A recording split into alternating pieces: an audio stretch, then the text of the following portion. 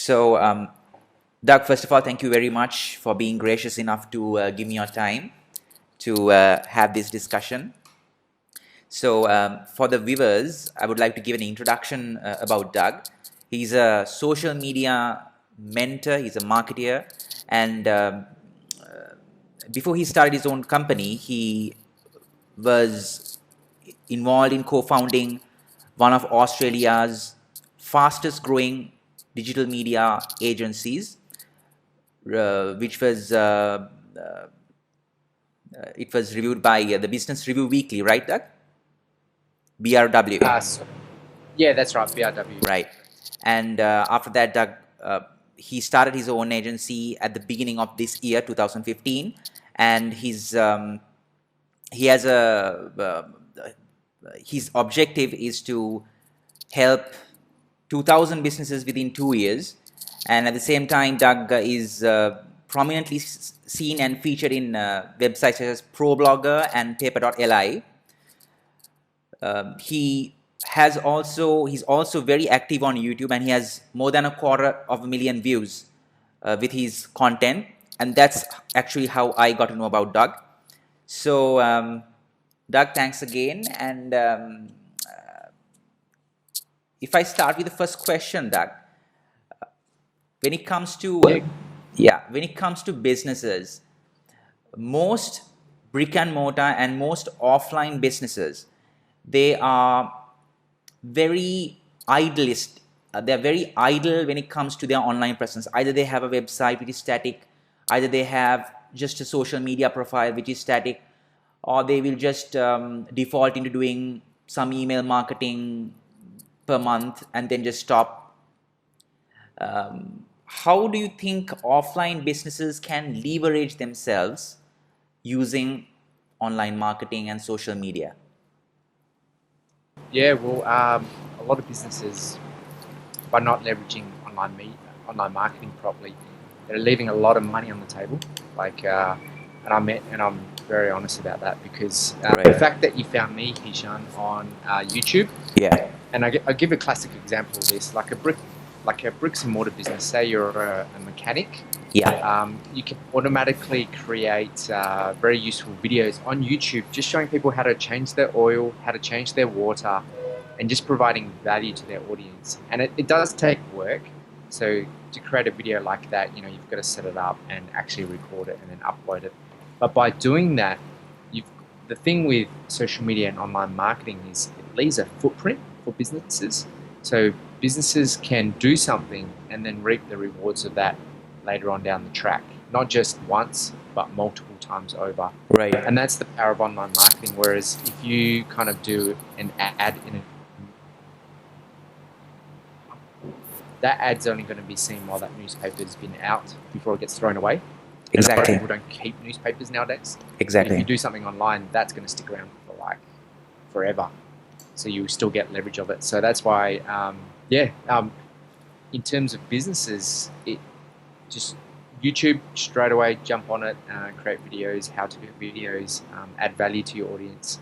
Right. And then all the other things that you mentioned, Heshan, your website, make sure it's responsive, have call to actions. There's all these things that businesses can implement, especially bricks and mortar businesses, and they'll get massive leverage from that. Doug, when it comes to the presence on YouTube, I think even the views that I think you have views in thousands and tens and thousands.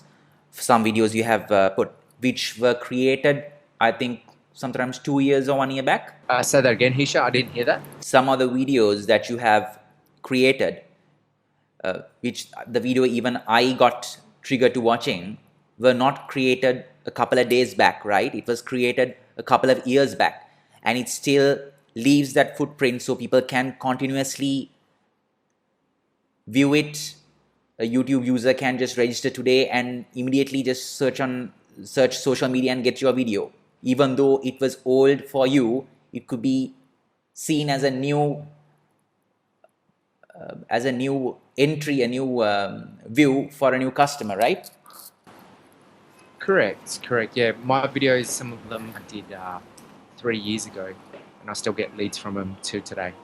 So those videos I did 3 years ago were literally just me in front of a whiteboard. It took 5 minutes to create. I didn't even have an awesome microphone, which is the Yeah. camera mic. Very simple, very easy to create, Yeah. and I still get leads from them today. So, and that applies to my business, but any bricks and mortar business can do that, because I think a bricks and mortar business can just break down what they do and still have bite-sized chunk videos that can help their audience. Right. And then at the end, after people watch those videos, the bricks and mortar businesses can say, hey, if you want this done for you, Right. contact us. Exactly. So have a strong call to action at the end of them. Exactly. Just to be relevant to the conversation also, I have this client who is into, he's a Japanese client who is into acupressure therapy. Have you heard acupressure? No, I haven't. What's that? Yeah, acupressure is acupuncture without needles, Right. right? So, Yep. yeah, so at the time I met him, he had a very static, as you said, it's a very static level engagement with his audience. And we we took the content and tried to, provide value from that. What is your perspective on a client, let's say a person who is starting with a very minimum budget, could initiate? There are many ways I know we can leverage. The top 3 or 4 things a very small, low budget client can immediately utilize on Doug on social media.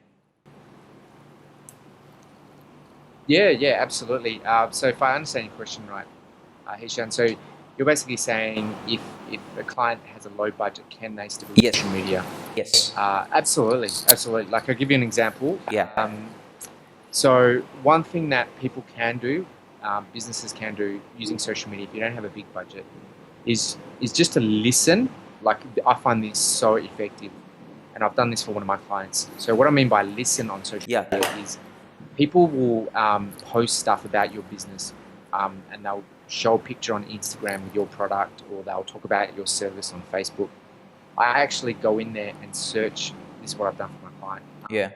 Certain hashtags that people might use Yeah. that they're referring to my client. So I'll go into, say, Instagram, say for example, and search a hashtag of the company and variations of it. And you can use software to do this, but I do this manually. And I found posts where they've referred my client in that post. And then I take that content and then post it back onto my client's social media page. So in that aspect, any business, especially bricks and mortar businesses that aren't leveraging their online presence, they're leaving a lot of money on the table. And the reason why I mention this is because knowing your target market, I will put out this on a limb here that the majority of your target market are going to be on social. They're going to be online. So if they're going to be online and your presence hasn't been set up to cater for that audience, Yeah. then obviously you're missing out on new sales, new Yeah. customers. Yeah. And not just that, like social media is great for being able to, especially bricks and mortar businesses, people will comment on your business online. And what I like to do, especially for a client of mine, is find out what people are saying. And if they're posting really good stuff about your business online, take those comments and create testimonials out of them and repost them back on your social media channels and tag that person.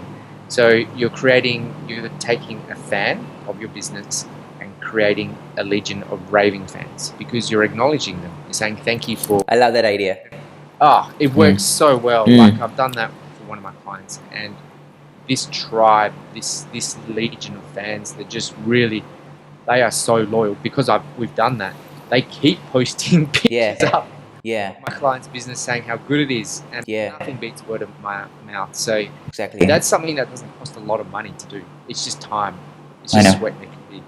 So, and the other thing as well is when especially bricks and mortar businesses, when a new customer comes and checks out your business, they're going to go online to find out about your business. So if your presence hasn't been updated, your website is old, it doesn't give that good impression. So for example, if you were to see a restaurant, 2 restaurants, one has a lot of people in it, and the restaurant next to it doesn't have a lot of people in it, which restaurant would you go to? You'd go to the restaurant with more people in it. So I like to use that analogy in terms of an online presence. So, Doug, if I can just ask a small question for that. Now, if we take the example of the restaurants you said, now there are a lot of people who put a significant amount of money just to get, if you take Facebook, because in Sri Lanka, Twitter is growing, but not as significant as Facebook. So most, clients, if you take restaurants, most companies, business owners, they put a lot of money just to increase the number of likes, and they put the updates which are quite static. Do you think when a person comes to a page that the number of likes will give a huge advantage compared to the person who has a very minimum number of likes but more client testimonials and more value? Or is it like a combination of both? yeah, well, I'll tell you now, a number of likes mean nothing except social proof. That's it. And the reason why I say that, especially on Facebook, is organic reach on Facebook is down to 2%. So what that means is even if you had 1,000 fans, just keeping numbers simple, you had 1,000 fans and you post something and all those 1,000 fans were online at that exact moment, only 2% of that will see your post. So 2% of 1,000 is what? 20? 20? Yeah. So yeah, 20. Not a lot of people. I know. And further, and then there's a percentage of that are going to take action from your post. So it's not a lot. So I think likes, like I said, they're only good for social proof. The other point is to remember that social media is rented land. So something like Facebook, you don't own your Facebook page. So what I teach is take your fans off Facebook, off social media, and onto your email list. Nurture that relationship via email, and that's how you convert your leads into customers.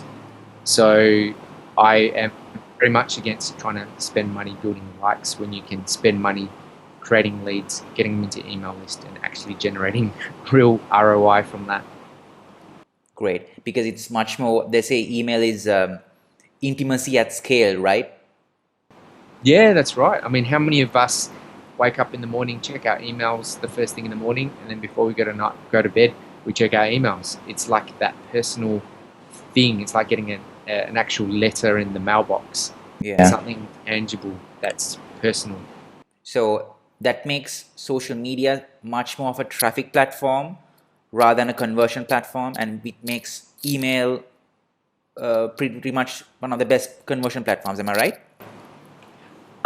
Yes and no, Heshan. That's Yeah. a very good point. I didn't actually think about it that way, the way you've mentioned it. It's a good way you put it. It is a traffic channel. Yeah. It's a traffic channel from the angle of sales and leads, yes. Right. But social media on the other side is also good for being able to listen to your audience, being able to communicate with them. So it's a communication tool. Right. And the third thing as well is a networking tool. So I use social media a lot, especially for clients as well, to help them network with other people in their industry and niche via social media channels, and then joint ventures and collaborative efforts. Very nice. So yes and no for both. Great. Doug, now when it comes to listening, one of the great points that you said is using social media not to only promote but to listen.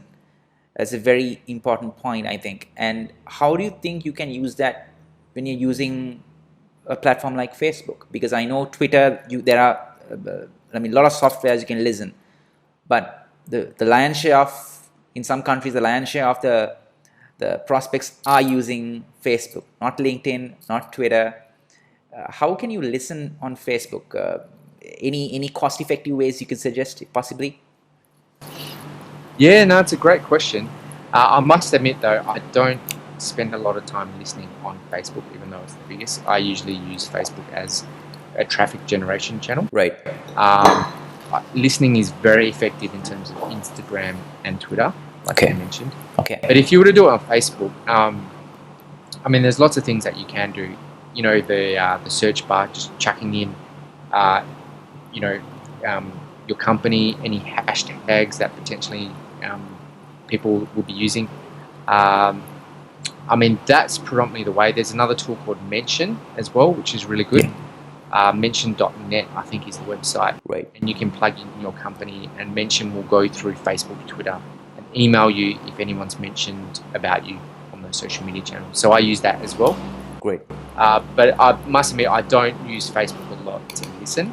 I find that if they're going to comment and talk to you, they'll either message you directly through your fan page, Yeah. or comment on the stuff that you post. Right. Okay. Yeah, I think different tools, online platforms provide different pros and cons, right? Correct. Right. Great. Doug, before we go to the second question, again, could you just take, in your context, with your experience, you have serviced more than 1,000 clients. So if you can give a very simple example of a mom and pop shop or a brick and mortar, an example, an industry or a way which really will help the audience to instill the concept, the power, the leverage they can enhance through social media. If you can just give a small example. Yeah, absolutely. So one of my ex-clients is a mechanic, and in terms of social media, the problem that a lot of businesses have, I'll use them as an example. A lot of businesses, they spread themselves too thin on social, so they try to be on every single channel that's out there.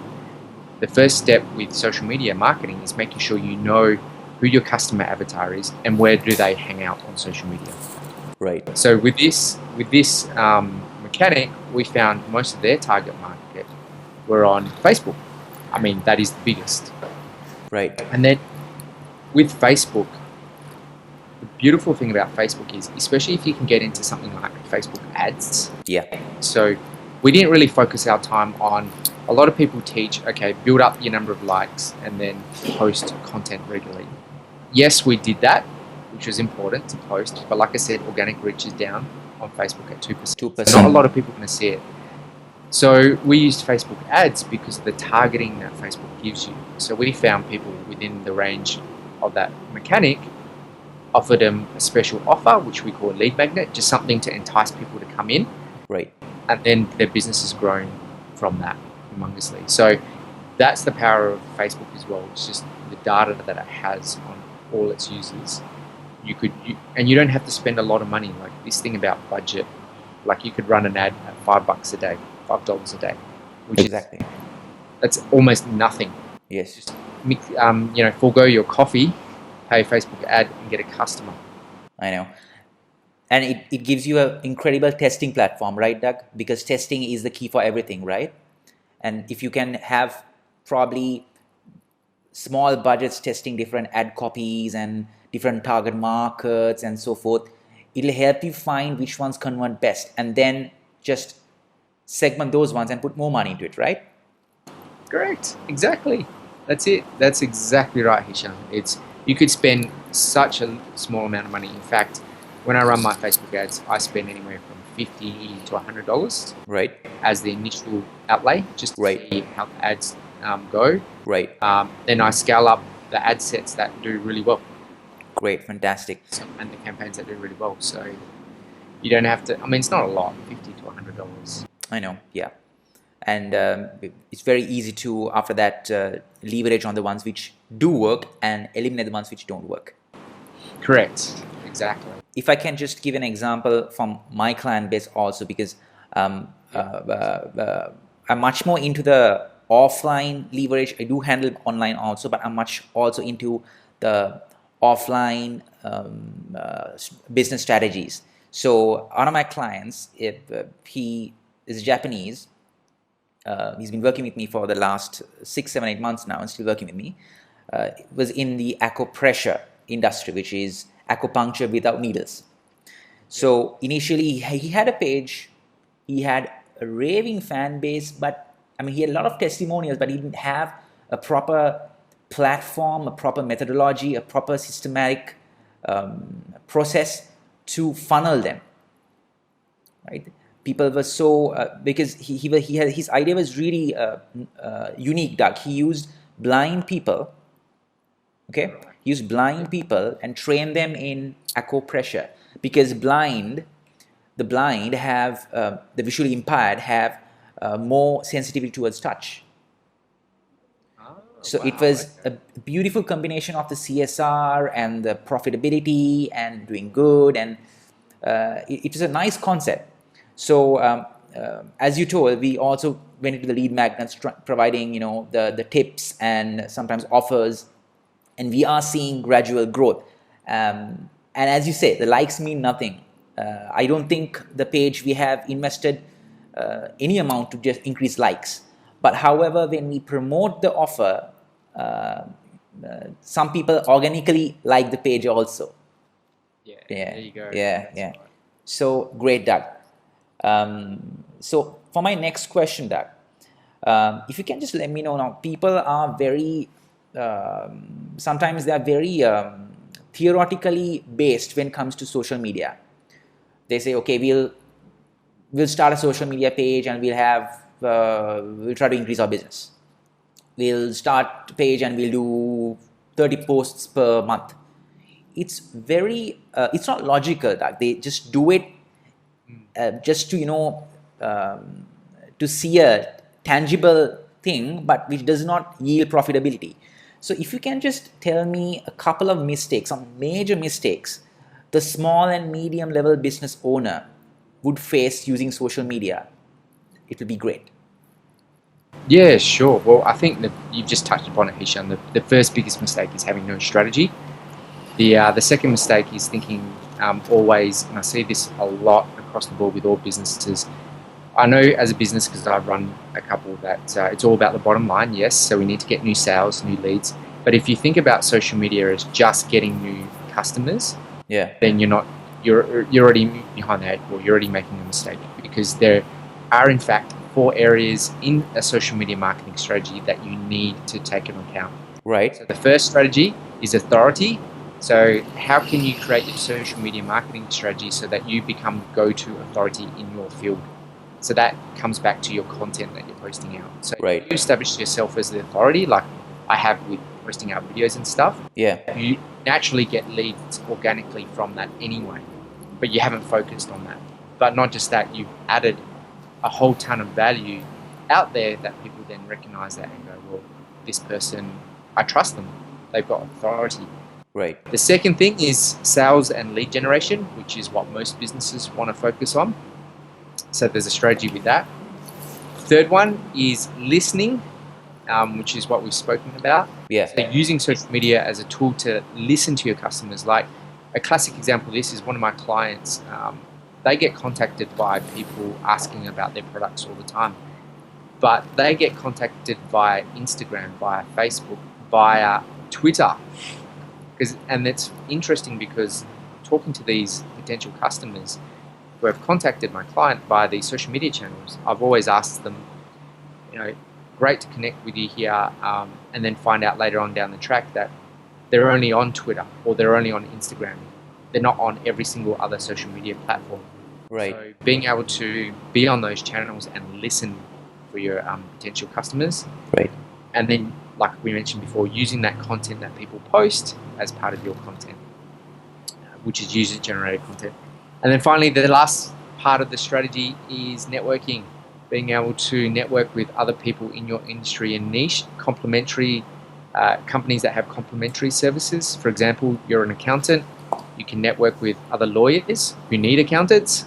So being able to be smart like that and leverage those relationships through social media. So I think if I could pin it down, those are the two biggest reasons.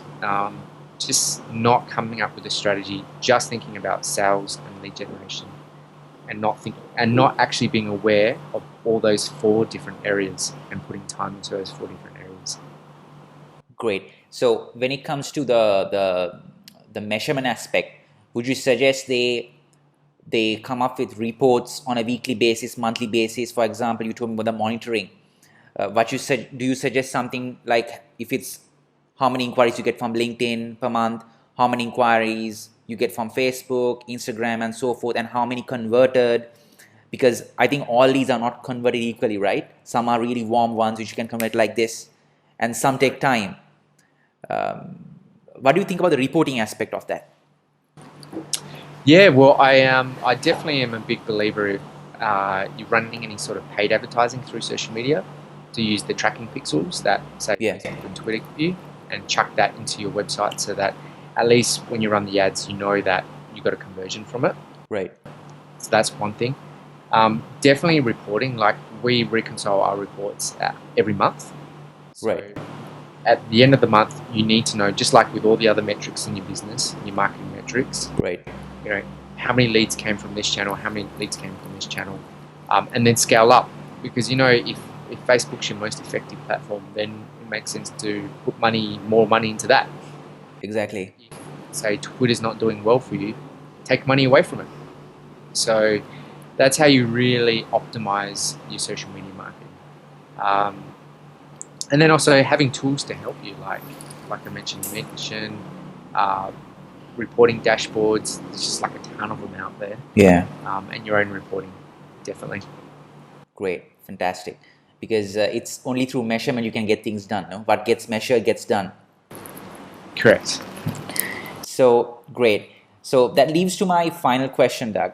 It's been great. I mean, it's very insightful stuff you have given for the last two questions as answers. Some really made me think. For example, the one you told me where you listen for other people and take their content and make them part of their content and give them a platform where others can see, okay, this guy had said this about something good about my company. So, and it's using efforts and time also efficiently, because you're leveraging from other people's efforts, right? Correct. And I guarantee you, Hisham, when you do that, you will see that person then start posting even more stuff about your company. Triggers him, yeah. Glorifying your company. Oh, people love to be acknowledged. And that's how you turn them from raving, like just a fan, to a raving. To a raving fan, right? Great. Doug, so how do you track the ROI on social media in a very, is there any kind of a very basic format, a mental blueprint they can work on? Because most people, they will look at the end of the month and they will just say, okay, how many likes we got, which post had the largest number of shares, which post had the largest number of likes. Now they sometimes have competitions, and they say put images with a product or images at my location outlet, but sometimes it's very hard to see whether that makes that person get out from the chair, go to the shop or go to the online store and buy it, right? What kind of ROIs, very strong ROI points to track ROI? How can you track the ROI in a much more pragmatic way? Yeah, well, the way I do it is, if you want to track ROI from social media or any other digital marketing aspect, you need to know something called LCV, which is the lifetime customer value. Right. So how much, if a new customer comes in right now for your business, what is their lifetime value? So there's a formula. If you just Google it, there's a formula. But when you work that out, say for example, if one customer comes in and on average a lifetime, the customer spends about $1,000. Right. Right.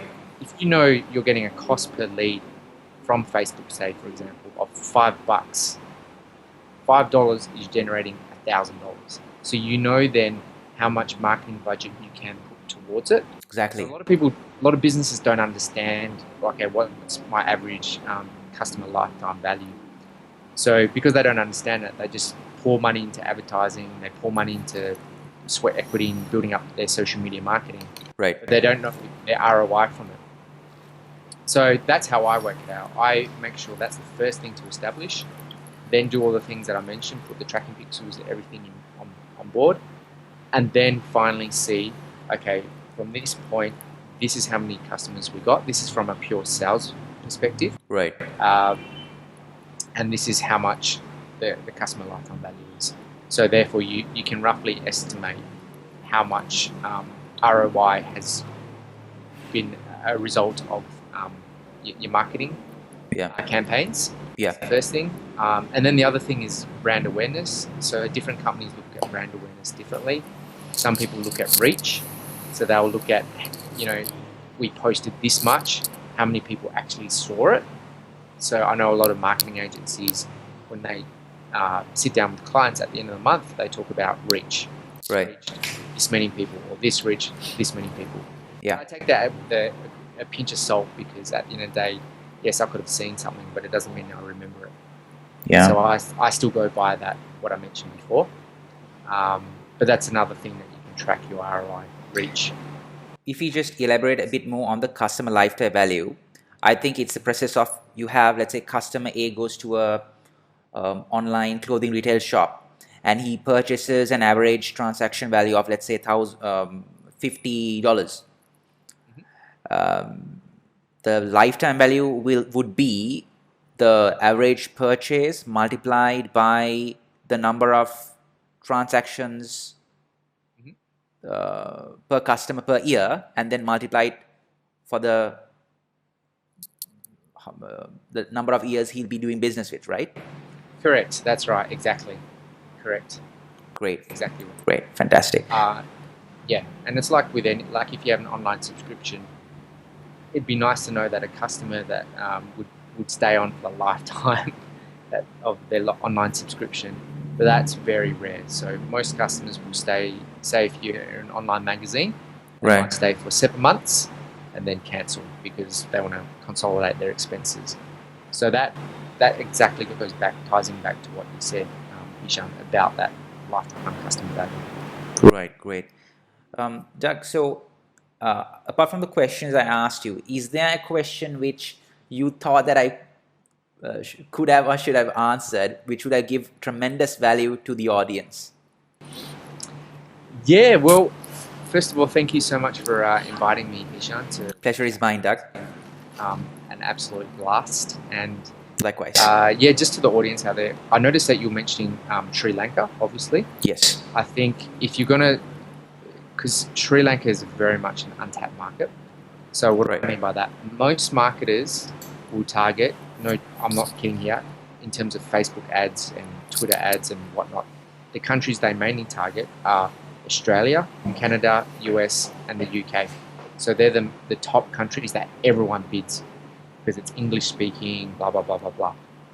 But the other countries like Sri Lanka aren't being that targeted, which means what you're going to be paying to get customers is going to be lower because the competition's less. So it's just something to keep in mind that I think Sri Lanka is very much an untapped country. So if you've got a business there, you've got to be on social media and make use of this. Before it gets saturated and before the bids go up, right? Exactly. Because you could America is so flooded at the moment. If you were to target America, you'd be paying like $10 plus just for a cost per lead. So wow. Yeah. So I think that's just something for your audience to keep in mind. Great, fantastic. So when it comes to the cost per lead and cost per customer, that's what you're saying, no? The cost per lead is to get a person who could be an immediate customer, who could never be a customer sometimes, but who is just interested in your product or service. If you're going to target in a country which you mentioned, Australia, Canada, the United States, and United Kingdom, right? Yes. Yeah. It's very hard to not only get leads online, but also to obtain a customer. So I would believe that you are in a very tough market, trying to compete with very high bids. How do you, because you had another couple of minutes, if I could ask, how do you construct the content to compete against your rivals, Doug? If you take one business entity, is there any insight you can give me about that? Any idea?